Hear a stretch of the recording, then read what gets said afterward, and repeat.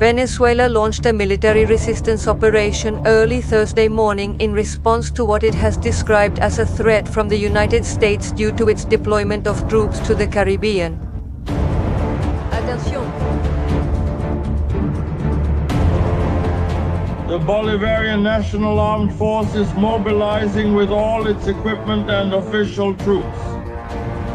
Let's move on then to the consolidation of positions and the consolidation of the national defensive system. The leader mentioned that there were 284 battlefronts across the country. A lot of blood. It will require a lot of sacrifice. And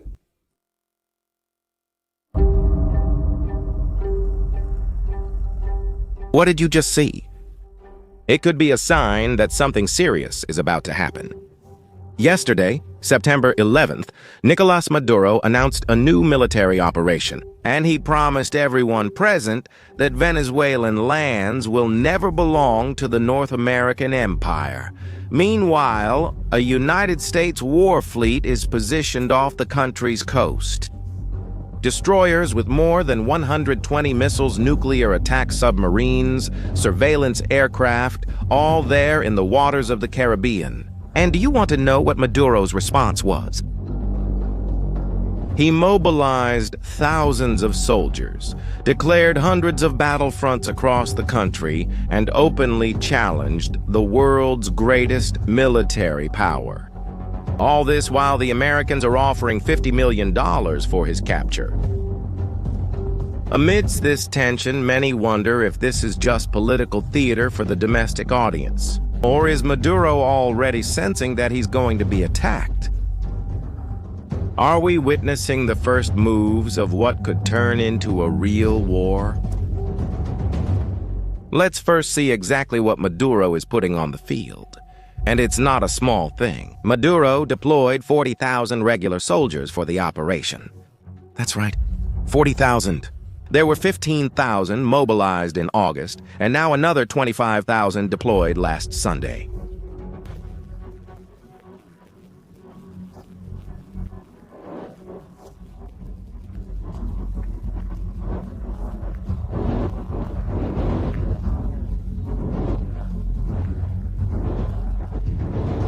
But that's not the number that stands out the most.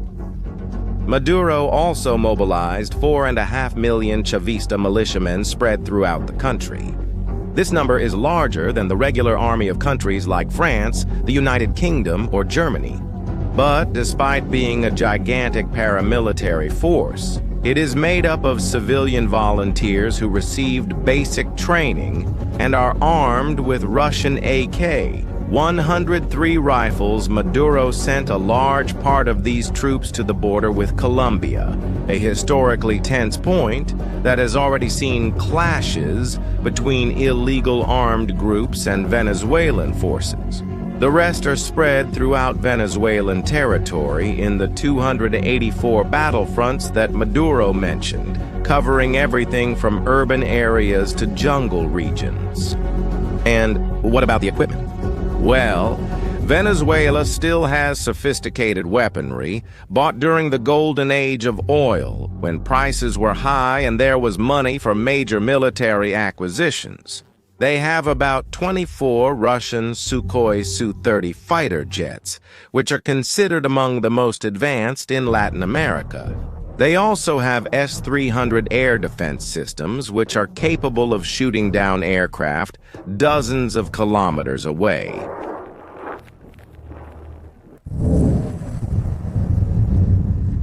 In addition, they have about 180 battle tanks.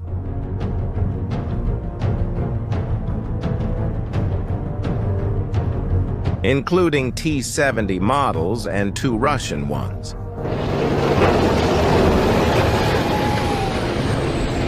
And here we come to a great irony. Venezuela also has American F-16 fighter jets, which are much older. But ironically now, they can be used against those who sold them. Venezuela also has anti-ship missiles, heavy artillery systems, and electronic warfare equipment supplied by the Russians. Now, you must be wondering, with all this arsenal, is Maduro being serious? Or is it just a big show? And look, the answer isn't simple, but this is where things get really interesting. On one hand, this mobilization is absolutely real. 40,000 soldiers aren't moved just for television propaganda. We haven't seen this in years. His speech has also changed in tone. Maduro isn't just making fiery speeches, he's putting armed people in strategic positions. But on the other hand, there are serious problems that make this whole show of force questionable. That's because Chavez and Maduro have deeply politicized the armed forces over the last 20 years. During their governments, loyalty to the Bolivarian political project became more important than military competence. The regime promotes generals not for their combat experience, but for their loyalty to the government. Even worse, many of these high-ranking officers are involved in illegal activities. We're talking about the same cartel of the Suns that the Americans accuse of controlling cocaine trafficking. How do you maintain moral discipline among the troops when the commanders themselves are involved in organized crime? Even more serious is the issue of maintenance. The Venezuelan economic crisis, which cut the country's gross domestic product in half over the last decade, simply paralyzed military budgets. Much of the equipment, especially older Western systems like the F-16S, is in terrible condition. There is a lack of spare parts, fuel for training, and even proper ammunition. Only the most recent Russian weaponry still works properly, but even that depends entirely on ongoing technical support from the Russians. If Russia decides to cut off that support, a large part of Venezuela's military capability will simply stop working. The result is something that doesn't make sense. A military force that seems impressive on paper, but in reality has major limitations. It's like a sports car without fuel. Nice to look at, but it can't go anywhere. And, knowing that, we come to the most important question of all. How exactly does Maduro intend to resist the Americans?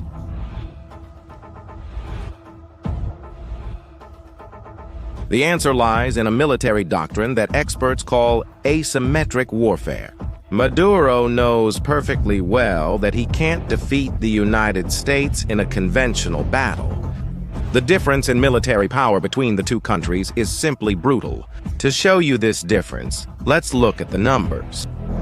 The American military budget at $850 billion is 150 times larger than the Venezuelan budget, which is estimated at $5 billion. The United States has 1,900 fighter aircraft.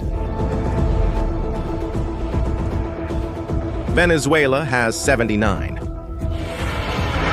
Budget. The Americans have 480 warships. The Venezuelans have 34 vessels, many of them in questionable condition. In any direct confrontation, the regular Venezuelan forces would be destroyed in a matter of hours, not days. What is Maduro's plan?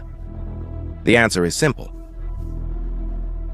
He doesn't aim to win the war, but to make invading politically impossible for the Americans. The strategy, in other words, would be a prolonged people's war. A concept of urban and rural guerrilla warfare, which has already been used with relative success in Vietnam, Afghanistan, and Iraq. The logic is as follows. When a superpower invades a country, it can easily destroy the regular army in a matter of days or weeks. But if the civilian population is armed, trained, and ideologically motivated to resist, the occupation turns into a never-ending nightmare. And that's exactly why he mobilized those 4.5 million militiamen who are spread throughout the entire country. They don't need years of military training. They just need to blend into the civilian population. To know the local terrain well and be willing to attack the invading forces using guerrilla tactics. Every neighborhood, every school, every hospital, every residential building can turn into an improvised combat position. This dramatically increases the number of civilian casualties in any conflict because it becomes impossible to distinguish between combatants and non-combatants. A baker in the morning can now be a militiaman in the afternoon. Would this strategy really work in practice? Well, recent military history suggests that it would. It's a fact that superpowers can win any conventional war, but prolonged insurgencies are something else entirely. The Americans found this out the hard way in Iraq and Afghanistan.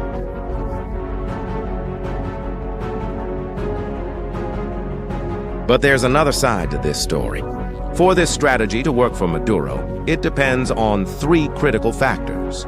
The population needs to be truly motivated to resist. The country needs continuous logistical support from external allies, and no less important, it needs terrain that favors guerrilla warfare. In Venezuela, at least two of these factors are questionable. The first one is the population. It is not clear whether the Venezuelan population, which is already suffering from one of the worst humanitarian crises in the hemisphere, is willing to take up arms to defend a regime that many blame for their own misery. According to the Venezuelan terrain, although it has jungle areas favorable to guerrilla warfare, it also has large urban centers which are much more difficult to defend. And that brings us to the possible scenarios for the coming days and weeks.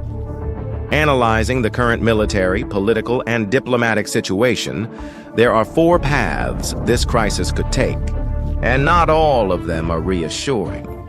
The first scenario, which is probably the most likely in the short term, is what we call a prolonged stalemate. In this situation, the Americans maintain their impressive naval fleet in the region, conducting surveillance and maritime interdiction operations to disrupt the activities of the Cartel of the Suns. What is the time frame? At the same time, Maduro continues with his defiant rhetoric and keeps the troops mobilized. Tensions remain high, but no one actually takes direct military action. This scenario has the advantage of avoiding open conflict, but it creates a situation of permanent instability in the region. The second scenario is more serious: a partial or total naval blockade. The United States could decide to escalate from a simple military surveillance presence to an effective military blockade of Venezuelan waters. The goal would be to completely cut off the regime's illicit sources of revenue and prevent international trade. Crucial, especially oil exports to countries like China and Russia and imports of strategic equipment coming from Iran. Here's an important legal detail. A naval blockade is considered an act of war under international law. That would mean that the United States would officially be at war with Venezuela. That would provoke a response from Russia or China, who have billions of dollars invested in the country. The third scenario is perhaps the most dangerous of all: limited but direct military attacks. The Americans have a precision strike capability that is simply unmatched in the world. They could use cruise missiles launched from ships or submarines to conduct surgical strikes against specific targets linked to drug trafficking.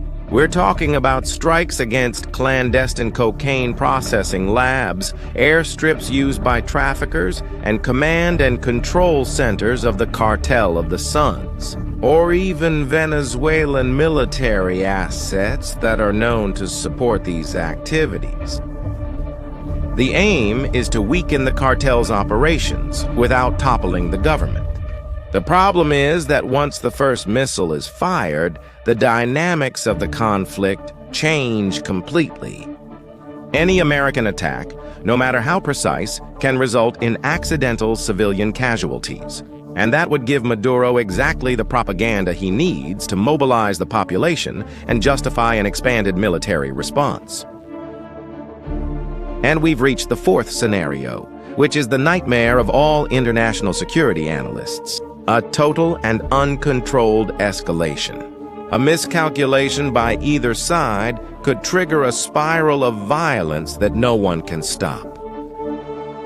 Imagine, for example, that Venezuelan missiles shoot down an American surveillance aircraft, or that an American attack results in the accidental death of Russian military advisors who are in the country, or even that Venezuelan forces attack an American submarine because they feel threatened. Any of these incidents could drag other powers directly into the conflict. Russia has already made it clear that it considers Venezuela a strategic ally. China has tens of billions of dollars invested in the country. Iran sees Venezuela as a unique opportunity to establish a foothold in America's backyard. If these countries decided to support Venezuela militarily, we would be talking about a regional conflict with global consequences. Nuclear powers facing each other directly in the Caribbean. It's the kind of scenario that keeps military strategists up at night. The implications for Brazil. The country's situation is very delicate and goes far beyond ideological or diplomatic issues. That's because the physical border between Brazil and Venezuela is over 2,000 kilometers long. Now consider that Brazil has already received almost 1 million Venezuelan refugees in recent years. If a military conflict of any intensity breaks out, that number could multiply exponentially in a matter of weeks. We're potentially talking about millions of people trying to cross the border into Brazil, simultaneously fleeing the bombings and the violence. The infrastructure in Roraima and Amazonas, which is already stretched to the limit to support the current refugees, could easily collapse. And in this turbulent scenario, the Brazilian government has been trying to play a very careful diplomatic game. On one hand, Brasilia is genuinely concerned about the security of the northern border and has already significantly reinforced the military presence in the region. The Brazilian armed forces are on high alert not to intervene in the conflict, but to ensure that it does not spill over into national territory. Conversely, Brazil is critical of the American naval presence in the region. Sources in the Brazilian government see this American military deployment as an act of intimidation that goes far beyond Venezuela. In fact, it's a message to all of Latin America about who really calls the shots in the hemisphere. It's a crisis that affects the entire region, and its outcome is still very unpredictable. What about you? Which of the four scenarios do you think is most likely? If this content helped you better understand this complex crisis, don't forget to subscribe to the channel and share the video.